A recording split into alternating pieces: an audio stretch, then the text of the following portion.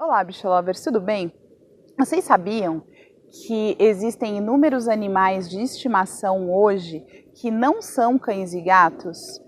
E pensando nisso, eu preparei algumas diferenças dessas espécies para que a gente possa determinar qual é a sua melhor companhia. O que você morando em casa ou apartamento, quais são as diferenças dessas espécies e o que a gente precisa saber a esse respeito. Vamos pensar um pouquinho sobre isso?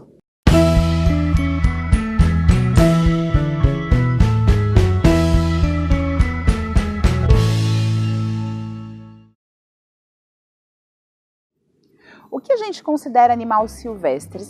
Animais silvestres são todos os animais que eles são pertencentes à flora nacional, ou seja, que são pertencentes ao Brasil. E os animais exóticos são os nascidos fora do Brasil, espécies que são de fora do Brasil.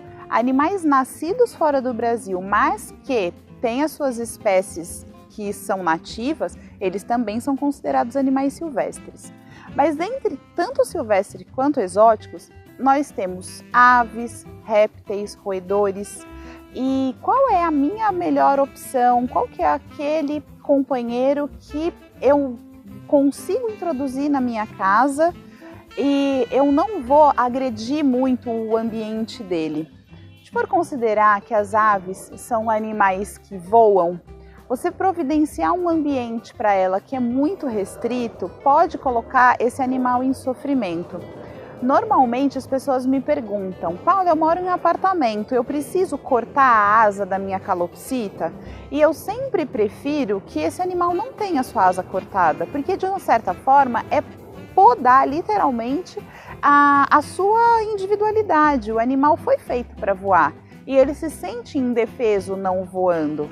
Em algumas situações, a gente acaba por fazer, por exemplo, um corte de asa. Mas esse é um tema que a gente aborda num outro momento.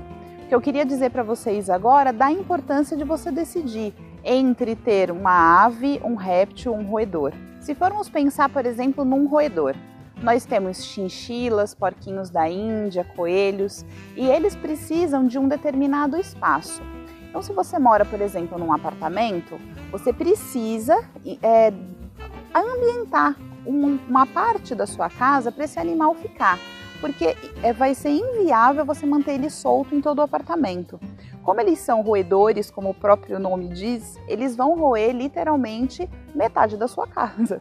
Então, se você deixar num ambiente que tenham cadeiras, ele pode roer as cadeiras. Se você deixar, por exemplo, no seu escritório onde tem fios, eles vão roer os fios. Ai, Paula, mas eu só tenho o escritório para deixá-los e eu quero deixar o meu coelho solto aqui.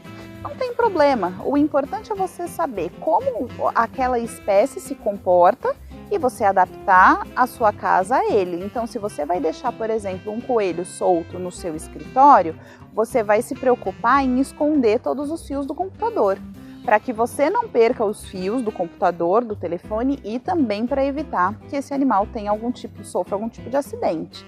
Uma coisa que acontece com frequência, os jabutis são animais que vivem muitos anos e você herda o jabuti da sua avó, da sua tia, enfim. Como que eu vou simplesmente pegar um animal que era para estar numa grama, que era para estar solto e de repente trazer para dentro de casa? Então é importante, quando você estiver nessa situação, sempre procurar orientação para que você possa adequar uma parte da sua casa para poder ter esse animal e que ele viva bem.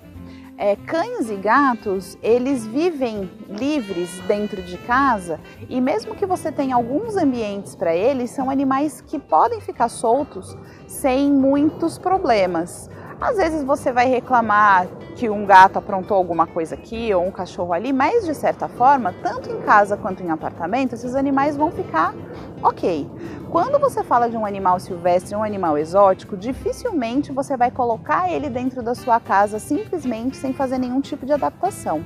Então essas foram algumas dicas a respeito das espécies de uma forma assim bem geral para que você consiga entender essas diferenças, mas não se esqueça, pensou em ter um animal silvestre, um animal exótico dentro de casa, procure sempre a orientação de um médico veterinário.